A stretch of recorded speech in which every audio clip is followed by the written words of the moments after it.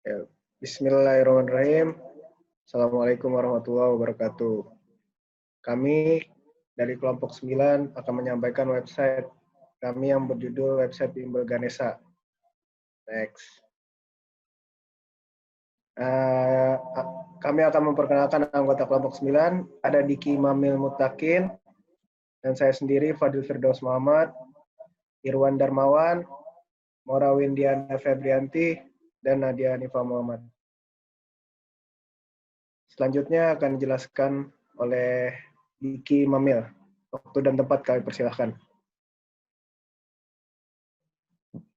Baik, saya akan menjelaskan latar belakang dari proyek kami. Yang pertama, bimbingan belajar adalah proses bantuan yang diberikan kepada individu atau siswa agar dapat mengatasi masalah-masalah yang dihadapinya dalam belajar, sehingga mencapai hasil belajar yang optimal. Lalu, masih digunakannya sistem pendaftaran dan pembelajaran secara sederhana atau manual, yaitu datang langsung ke tempat bimbel. Diharapkannya proses belajar mengajar pada bimbingan belajar dapat dilakukan secara efektif dan efisien, terutama dalam proses transaksi pembayaran maupun pembayaran agar lebih hemat waktu, biaya, dan tenaga.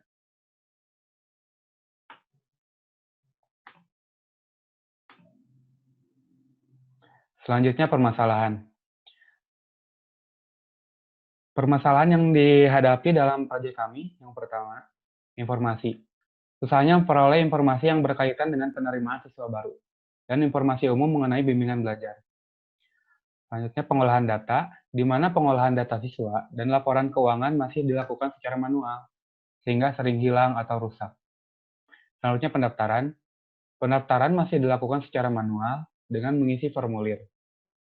Yang terakhir pembayaran, di mana pembayaran masih dilakukan secara manual dan menggunakan kwitansi sebagai bukti pembayaran.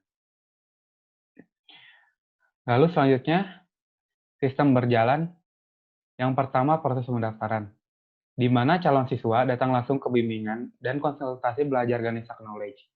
Bagian administrasi pun menjelaskan tentang program bimbingan, biaya, jam belajar, tata tertib, dan larangan, serta syarat untuk pendaftaran.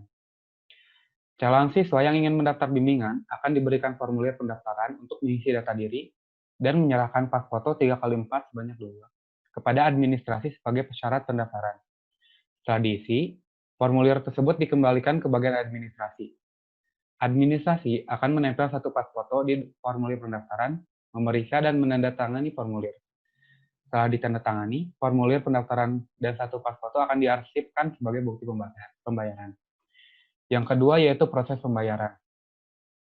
Setelah siswa melakukan pendaftaran, siswa akan melakukan proses pembayaran, di mana setiap calon siswa berkewajiban untuk membayar biaya pendaftaran sebesar Rp100.000 dan biaya angsuran pertama atau bisa langsung lunas. Setelah itu, petugas keuangan akan membuat kwitansi sebanyak 2 rangkap sebagai bukti pembayaran biaya bimbel. Kwitansi warna putih diberikan kepada calon siswa yang menjadi bukti bahwa calon siswa itu telah resmi menjadi siswa di bimbel. Lalu, kwitansi yang kedua, warna biru muda, disimpan untuk digunakan sebagai arsip pembayaran. Selain menerima kwitansi warna putih, siswa juga akan diberikan buku model bimbel. Staf akan membuat data siswa dengan formulir pendaftaran tadi, lalu kemudian diarsipkan. Yang terakhir yaitu proses pembuatan laporan. Administrasi dan bagian keuangan akan membuat laporan data siswa dengan melihat file data yang telah diisi dan diarsipkan lalu diserahkan kepada Head Office Manager untuk di-ACC. Setelah itu, manajer akan menyerahkan file tersebut kepada petugas untuk diserahkan kepada owner agar disahkan. Lalu selanjutnya ada Entity Relationship Diagram. Di sini terdapat 5 entity, yang pertama user, pembayaran, admin, formulir, dan kelas. Masing-masing entity mempunyai atribut masing-masing. Misalnya user memiliki atribut ID, alamat email, dan password. Pembayaran memiliki atribut pembayaran dan data pembayaran, dan lain-lain. Di sini, user melengkapi formulir, lalu memilih kelas yang diinginkan. Setelah itu semua, user melakukan pembayaran, lalu dikonfirmasi oleh admin. Selanjutnya, struktur navigasi user. Yang pertama, indeks atau halaman utama. Di sini kami menggunakan sistem menu datar di mana terdapat beranda, daftar, dan login. Jika mengklik login dan mendaftar sebagai member, akan berubah yang pertama menjadi beranda, daftar bimbel, profil saya, dan logot. Di profil saya, di situ ada pilihan edit profil dan pembayaran. Lalu struktur navigasi admin. Di sini sama terdapat beranda, daftar, dan login. Dan jika login dengan menggunakan user admin, di sana ada beranda, profil saya, dan logot. Di beranda terdapat data siswa, data kelas, dan laporan. Untuk tampilan antarmuka akan dijelaskan oleh saudari Mora Febrianti. Ya, saya di sini akan menjelaskan desain antarmuka dari web kan nih. Yang pertama, di sini ada menu datar. Jika di home dan sebelum login, di sini ada pilihan level siswa, mulai dari SD atau MI, SMP atau MTS, SMA atau SMK. Next.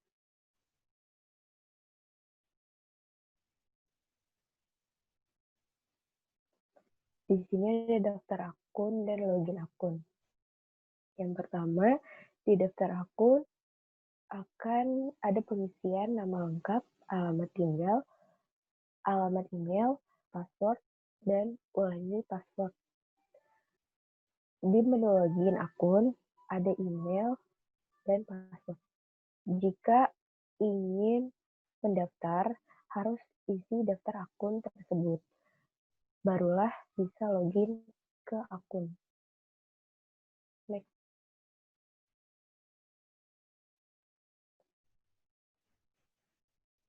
Di sini ada menu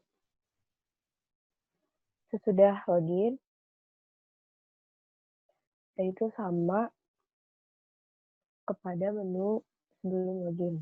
Ada tampilan level siswa, mulai dari SD atau MI, SMP atau MTS, SMK, SMA, SMK, dan SMA.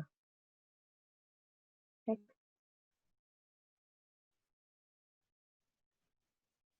Di sini ada daftar bimbel yang pertama, yaitu step pertama untuk pengisian formulir berisi nama lengkap, alamat tinggal, tempat lahir, jenis kelamin, nomor telepon, nama orang tua atau sekolah, dan pilih kelas yang ingin ditentukan oleh kelas bimbel nanti.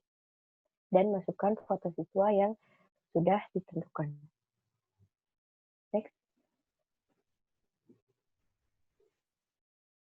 Daftar bimbel yang kedua. Di sini ada step yang kedua, upload berkas dan pembayaran. Jika sudah dibayar, maksudnya pembayaran, bayar sekarang atau bayar nanti. Dan jika bayar sekarang, ada tampilan menu berupa banknya, nomor rekeningnya, dan segera untuk ditransfer. Dan untuk mengupload bukti pembayaran tersebut yang sudah dibayar. Next.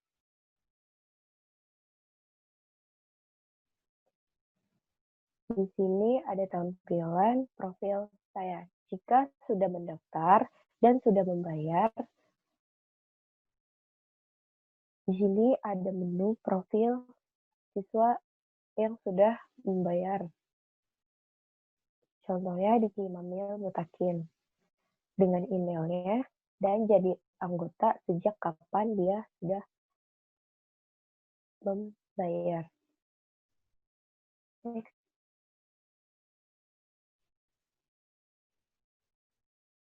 Ini ada menu pembayaran,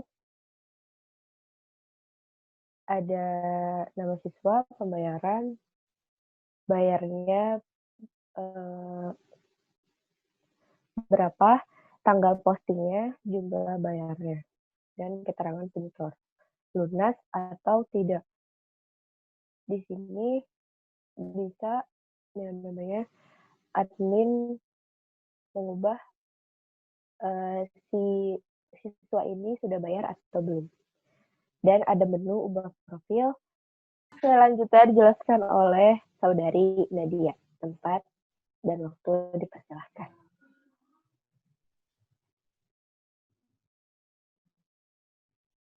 Assalamualaikum warahmatullahi wabarakatuh. Jadi di sini saya akan menjelaskan tampilan mockup untuk bagian admin. Bisa dilihat sekilas hampir mirip dengan bagian untuk user, tapi bedanya dia ada menu untuk data siswa, data kelas, dan data keuangan. Next. Jika kita klik data siswa,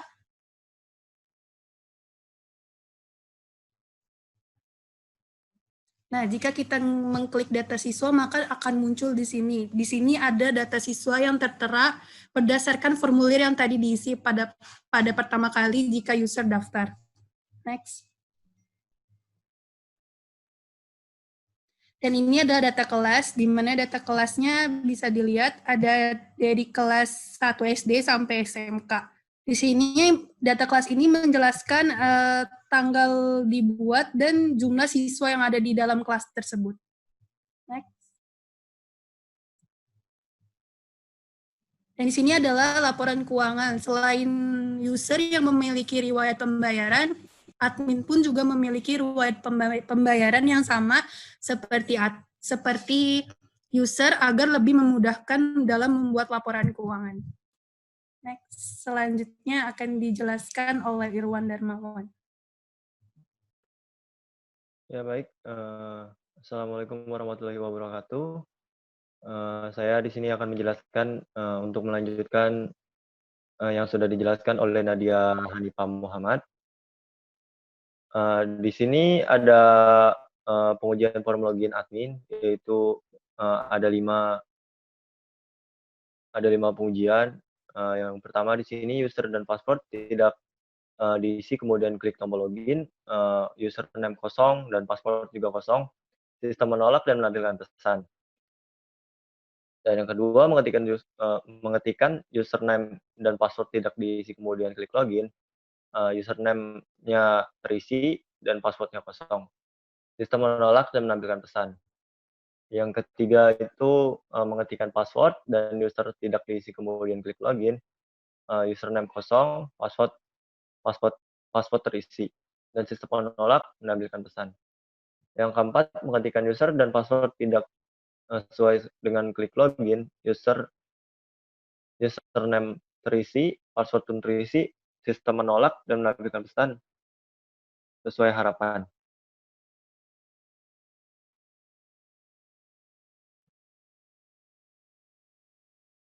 Yang kelima, mengetikkan username dan password kemudian klik login, username admin terisi dan password pun terisi, sistem menerima akses login dan kemudian menampilkan halaman utama admin sesuai harapan. Next.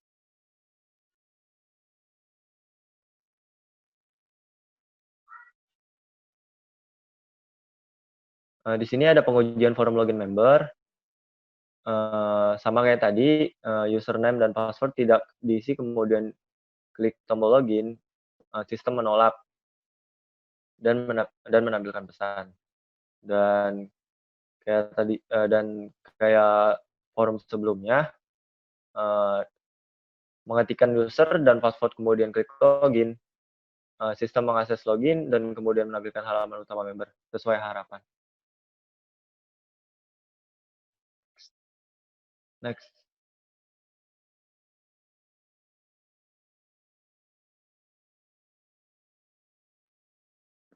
Di sini ada forum pendaftaran member. Mengeklik daftar tanpa mengisi data atau hanya sebagian data diisi, sistem menolak menampilkan pesan. Mengklik daftar akan tetapi salah, mengetikkan alamat email, sistem menolak dan menampilkan pesan. Mengklik daftar akan tetapi salah, mengetikkan alamat password, sistem menolak dan menampilkan pesan. Jika mengklik dengan benar dan mengisi data lengkap dan benar, sistem menerima akses pendaftaran anggota dan sesuai harapan. Sekian, saya akan kembalikan kepada moderator.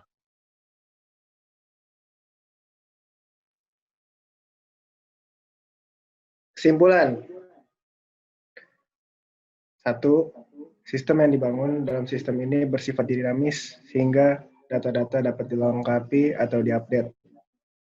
Yang kedua, dengan adanya sistem ini diharapkan dapat mempermudah dalam melakukan pendaftaran dan pembayaran sehingga hasilnya akan lebih akurat dan efisien waktu. Ketiga, dengan adanya sistem ini diharapkan dapat membantu memperoleh data-data dengan cepat. Yang keempat, dengan adanya sistem ini diharapkan dapat mempermudah dalam membuat laporan data siswa dan laporan keuangan siswa. Next.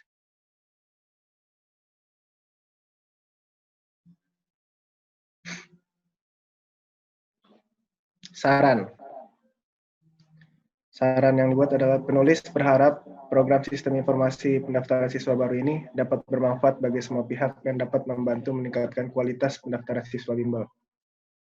Terus, dalam mengelola database program yang harus diperhatikan oleh admin yaitu agar sering membackup database supaya dapat selalu aman apabila terjadi kerusakan software atau hardware yang tidak diinginkan pada server penyimpanan database. Ketiga, program aplikasi yang penulis buat supaya dapat digunakan sebagaimana mestinya. Dan yang terakhir, segera perbaiki perangkat komputer bila error. Terima kasih. Mungkin itu saja yang dapat kelompok kami presentasikan. Kurang lebihnya mohon maaf. Wabillahi taufiq wal hidayah. Wassalamualaikum warahmatullahi wabarakatuh.